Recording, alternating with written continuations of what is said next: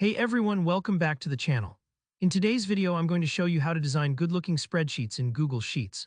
Whether you're putting together some personal finances, planning a project, or getting your business data in order, looking at a clean, visually appealing spreadsheet not only feels good, it actually helps you stay focused and work more efficiently.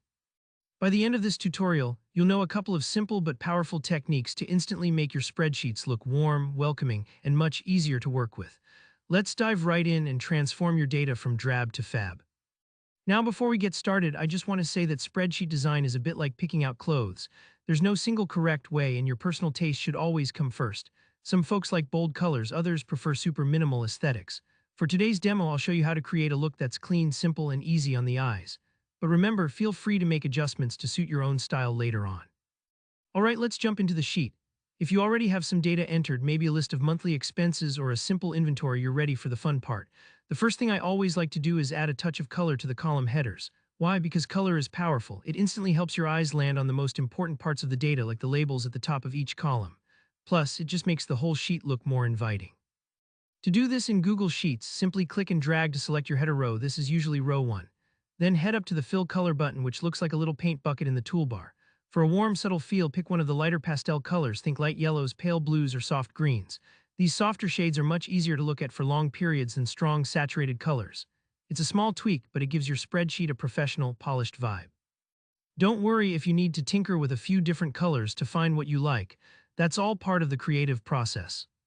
Once your headers are nice and colorful, the next thing I recommend is adding filters. This is less about aesthetics and more about making your spreadsheet functional and interactive.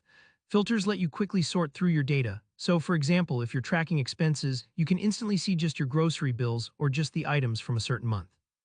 To add filters, simply select your entire data range, headers and all, then click on the filter icon, which looks like a little funnel in the toolbar.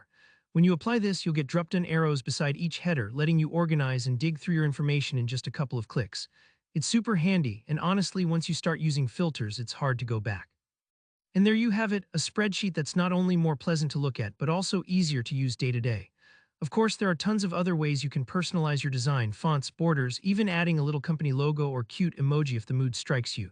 Have fun experimenting and making it your own. Thanks so much for watching. If you found this helpful, don't forget to give it a thumbs up and leave a comment below with any questions or your own favorite spreadsheet design tricks. And of course, make sure to subscribe for more step-by-step tutorials like this one. Happy spreadsheeting, and I'll see you in the next video.